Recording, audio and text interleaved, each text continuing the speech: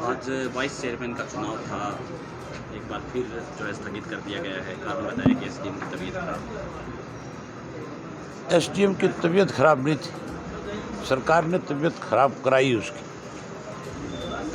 और क्योंकि सरकार की तरफ से प्रयास चल रहा है कि वो वाइस चेयरमैन अपना बनाए,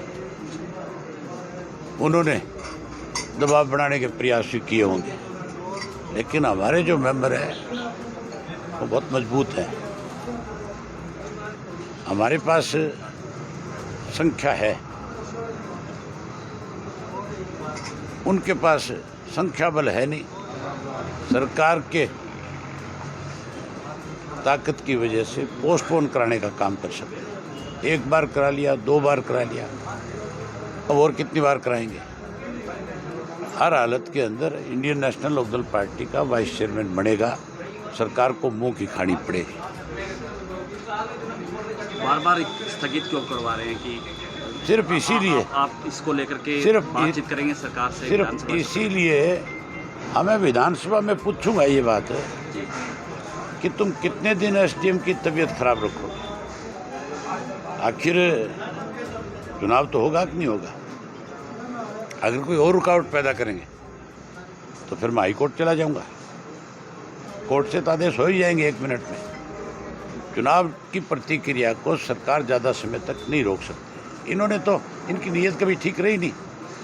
पंचायत के चुनाव कितने लंबे समय तक इन्होंने जानबूझ कर टाले। नगर पालिका, नगर परिषद के चुनाव कितने लंबे समय तक टाले। आखिर मुंह की खानी पड़ी। पंचायत के चुनाव में इससे भी ज़्यादा बुरा हाल होगा इनका। पंचायत के चुनाव में तो मैं ये मान के चलता हूँ कहीं का एक मेंबर भी नहीं जीत करके आएगा। और इस इशू को विधानसभा में 8 तारीख को बाकायदा तौर पे मुख्यमंत्री से पूछूंगा।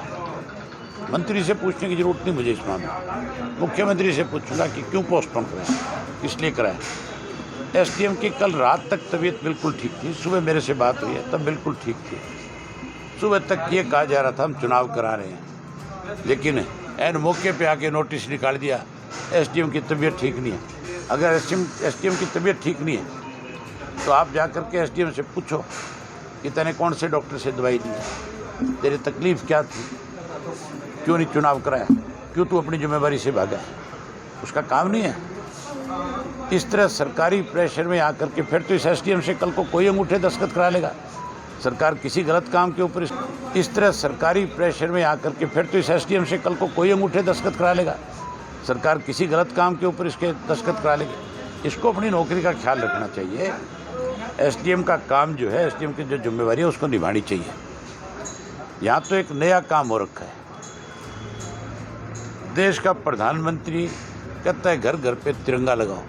हमारे मुख्यमंत्री ने हमारे साथ मीटिंग करी घर घर पे तिरंगे की बात को लेकर कि सामूहिक काम है। हमने कहा बिल्कुल सामूहिक काम है, अकेला बीजेपी का नहीं है, अकेला किसी और राजनीतिक दल का नहीं है। ये तो हर आदमी की एक जिम्मेवारी बनती है कि वो आज़ादी का जश्न मनाए।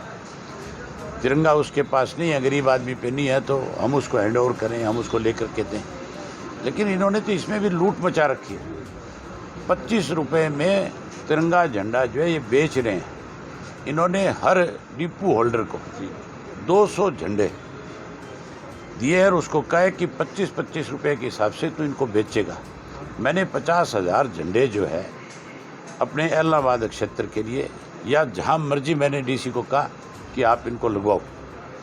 हमने तो ये कहा था कि स्कूल के बच्चों को झंडा दो और मास्टर को, टीचर्स को ये ड्यूटी लगाओ। आप उनसे आप कहो कि सबसे आसान तरीका है किसी घर पे तिरंगा लगाने का।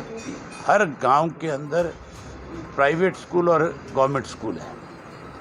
उनमें गवर्नमेंट स्कूलों में, प्राइवेट स्कूलों के बच्चे, हर घर का एक आधा बच्चा स्कूल में आपको पढ़ता हुआ मिलेगा। आप उनको झंडा दो और उनको बच्चों को भी आप अपने घर पे जा कर के लगाओ। उस काम को नहीं बढ़ा रहे।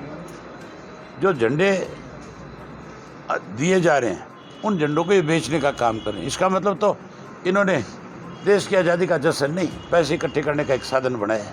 कितनी शर्म की बात है। ये इशू भी विधानसभा में उठाऊंगा और पूछूंगा मुख्यमंत्री से कि हमारी जो बात हुई थी, जो फैसला हुआ था, आज आपने वो फैसला पलट करके अपने करता कौन है? इनके पार्टी के कार्यकर्ता यहाँ इलाहाबाद में इनके पार्टी के कार्यकर्ता जो है 25-25 रुपये में घरों में जा करके झंडा दे करके 25 रुपया वसूल करते हैं, उनसे लेते हैं, कहते हैं 25 रुपया दो और ये झंडा भी लगाओ। क्यों लगाएगा भाई कोई इनके कहने से? फिर तो वो 25 रुपये में अपना झंडा बनवाएगा और अपना लगाएगा। इनका क्या मतलब है? मतलब ये इस पर राजनीति भी कर रहे हैं, ये इसके ऊपर पैसा इकट्ठा भी कर रहे हैं, बेईमानी भी कर रहे हैं, दोनों काम कर रहे हैं। जल भराव होया पड़ा है पूरे इलाहाबाद, पूरे हरियाणा प्रदेश में जहाँ जहाँ बरसात हुई है, ये मुद्दा भी नो डिस्ट्रिक्ट इफेक्टेड है इससे। जी मैंने इसके लिए कॉलिंग दे रखी है, मेरी कॉलिंग शायद इसमें मंजूर भी होगी। जी जब ये विधानसभा का टाइम आएगा मैं नो डिस्ट्रिक्ट की बात करूँगा। मेरे लिए एक अकेला